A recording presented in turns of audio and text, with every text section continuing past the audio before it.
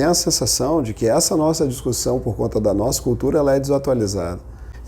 A impressão que eu tenho é o seguinte: quando antes a maioria dos meus pacientes chegavam com 20 anos de idade, 21 anos de idade, pacientes recém-adultos chegavam, eu tinha uma série de problemas com pacientes com muita dificuldade por falta de autoestima, falta de autoconfiança e um senso de eu muito enfraquecido.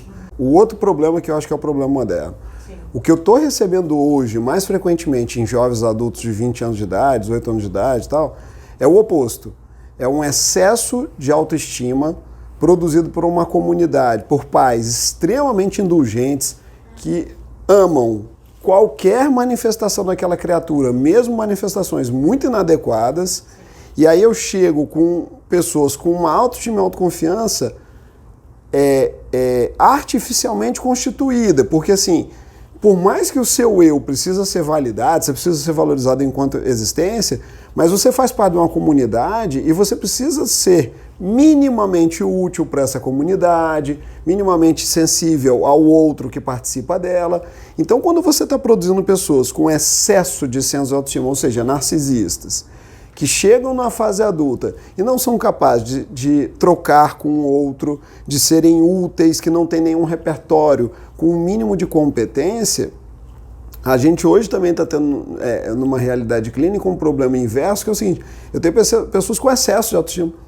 E uma autoestima que não é compatível com a realidade do mundo em que elas vivem. Assim, essa pessoa ela se vê muito especial, sendo que, honestamente, ela tem pouquíssimo de especial para entregar. O conceito de especial fala de uma coisa que é diferente dos demais, que é raro, que é importante. E a gente tem recebido agora pessoas que se veem muito especiais com algo que é muito incompatível, que de fato é incoerente. E aí eu estou tendo, e é muito difícil, é desanimador enquanto terapeuta, porque eu estou recebendo adultos incompetentes comportamentalmente falando, incompetentes afetivamente falando, mas que assim, o processo está tão empobrecido porque nada foi constituído, nada foi exigido, a exigência não existe. E aí, como esse cara está tão empobrecido que nada foi constituído, nada foi exigido, eu fico com a sensação, enquanto terapeuta, cara, vou ter que construir esse cara do zero. Vou ter que ensinar o básico. E a falta de discriminação da própria pessoa de que isso está acontecendo, né? Porque ela acredita realmente nesse repertório especial, e aí a gente tem que fazer o caminho do início, né, o básico, é explicar para essa pessoa, é fazê-la entender e aceitar de que, olha, isso que você chama de especial, na verdade, não é tão especial, e a gente vai ter que desenvolver repertórios e habilidades para que você realmente tenha como desempenhar essas tarefas. Então, e é um especial, Yara, que nunca se concretiza, né? É uma promessa que nunca acontece, né? Justamente pela falta do repertório, pela falta de habilidade. Então eu sinto, mas não consigo entregar no mesmo nível. E aí vem o sentimento de não tentar, né? Porque talvez quando ela tome consciência, ela comece a se esquivar das tentativas. E aí viram, e isso é importante, eles viram especialistas na arte do auto-engano. Cara, como eles se tornam habilidosos em se auto-enganar. Então, assim, não, eu não continuei aquela tentativa porque eu acho que o mercado de tal área não é para mim. Mas não é porque ele não tem repertório basal. Cara, então, e aí, falando desse excesso, então, assim, enquanto a gente estava aqui ponderando tudo que falta, ou tudo que é necessário para se criar autoestima, aquela história, né, a diferença entre o veneno e o remédio é a dose. Em excesso isso tudo, a gente tem um problema oposto. Tem um autor que chama isso de reforço livre, ou seja, a criança, o adolescente, aquele adulto, ele tem uma relação entre os privilégios que ele recebe, o afeto que ele recebe, a validação que ele recebe do meio, é incompatível com o que ele entrega para o meio. Então ele vai recebendo tanto feedback positivo, tudo que ele faz é especial, todas as ideias dele são fantásticas. O menino ele está aprendendo a mexer num celular, que é uma coisa completamente intuitiva, e os pais olham e falam, nossa, mas como ele é esperto, né? Ele pega rápido essa história do celular, mas o menino não sabe fazer uma conta de matemática básica, sabe? O menino não sabe escrever um texto básico. Então, quando você também tem um outro extremo da corda, que é o reforço livre, que é o seguinte, ele não precisa se comportar para obter as consequências que a comunidade oferece, sim, você vai criando um problema em 3 níveis. Você cria uma pessoa, segundo o texto do professor Hélio, você cria uma pessoa com um senso de autoestima e autoconfiança incompatíveis com a realidade, então ele se vê mais especial do que ele é, e ele se sente mais competente do que ele de fato é para realizar as tarefas.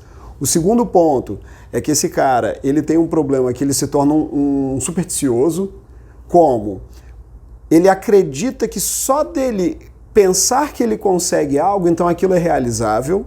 Joga para o universo. Ele joga para o universo, exatamente. Então ele pensa o seguinte, cara, se eu quisesse ser médico, eu seria.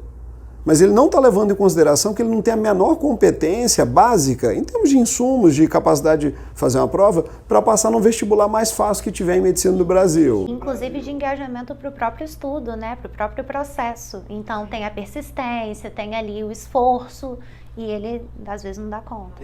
E ela não passa na prova, não é por uma dificuldade cognitiva, falta isso, falta encadeamento, falta competência de planejamento. O que eu estudo hoje? O que eu estudo amanhã? O que eu estudo depois de amanhã?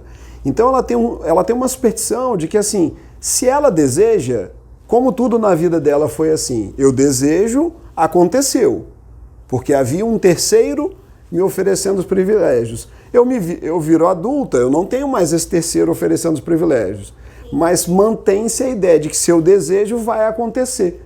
Então, o outro oposto dessa história da falta de autoestima é que o narcisista, ele se torna um incompetente para a vida. Então, e ele é supersticioso porque ele acredita que as coisas magicamente vão acontecer. E o terceiro efeito que o professor coloca lá no texto é que ele se torna afetivamente indiferente a quem oferece o afeto a ele, a quem ofereceu todos os privilégios. No texto o professor fala o seguinte, olha, não seria de se esperar, imagina, se minha mãe me deu tudo, me ofereceu tudo, não seria de se esperar que eu amasse profundamente essa minha mãe? Aí o Hélio ele coloca o seguinte, não, porque o que acontece? Cria-se uma dinâmica que se tudo que eu tenho, você que me deu, logo, o que eu não tenho, o que eu estou privado é porque você não me ofereceu. E se tudo que eu tenho vem de você, logo, eu não sou livre de você. Então a minha relação, a relação dessa pessoa que tem uma autoestima completamente distorcida com aquele que promoveu o amor todo a ele, é uma relação de desprezo, de dependência. Ele ama e odeia a pessoa que deu tudo a ele. Porque ele não é livre dessa pessoa, ele é completamente dependente dessa pessoa. Então, assim, resumo da obra, ele é um narcisista fraco, ele é um narcisista aleijado. Eu gosto de falar para os meus pacientes o seguinte, cara, você é um crítico de gastronomia incapaz de fazer miojo. E aí eu falo, imagina um aprisionamento afetivo que é isso. Você é capaz de ver tudo que está errado, porque você só foi validado em criticar o mundo. Mas você não sabe fazer nada. E isso, Felipe, para mim, tem a ver com a distorção da consequência do comportamento. Né? Se a gente for pensar que todo comportamento gera uma consequência, se essa pessoa teve uma consequência distorcida, que é isso que a gente está falando, eu faço o básico e aquilo é muito especial, então a minha consequência é distorcida. Total. Né? Então eu não entrei em contato com a consequência real. E aí eu não experimento o mundo da forma como eu deveria experimentar. É sempre distorcido. Eu estou na distorção. Total. Né? Total. É a questão de que essa pessoa que é muito crítica e tudo, ela acaba sendo insensível ao outro também, né? Nas relações. Tem uma questão também de não saber abrir mão, você estava falando de repertório, a pessoa não consegue discriminar que ela precisa produzir para alcançar e também não consegue abrir mão dos próprios privilégios, né? O esforço envolve isso, muitas vezes tem que abrir mão de uma coisa que você quer para um bem maior no futuro, a longo prazo. Insensível ao outro, insensível ao ambiente, isso. Né? Ela é uma grande pessoa insensível, assim, no geral. Porque ela só está sensível ao que a comunidade verbal valorizou. E aí, na ausência dessa comunidade verbal, ela fica, o conceito foi internalizado e ela fica... Uma pergunta que de vez em quando eu faço quando eu atendo o pai ou a mãe, é assim, ele era muito inteligente e tal. Aí eu pergunto, mas mais alguém achava ele inteligente? né? Porque se só você vê essa inteligência, tem alguma coisa esquisita e tal. Então, eu acho que é importante, e também as relações se tornam relações de pura utilidade. E aí, é engraçado, né? Porque a gente está falando de, olha, para validar a autoestima, você tem que trabalhar relações onde você não é útil. Mas um narcisista só ama quem é útil a ele. Então, olha que loucura. Uma pessoa que tem um excesso de autoestima construída, essa pessoa, se isso foi produzido em excesso, ela não promove autoestima em ninguém que está no entorno dela, porque ela só ama quem a serve, né? Ela causa um rombo na autoestima alheia.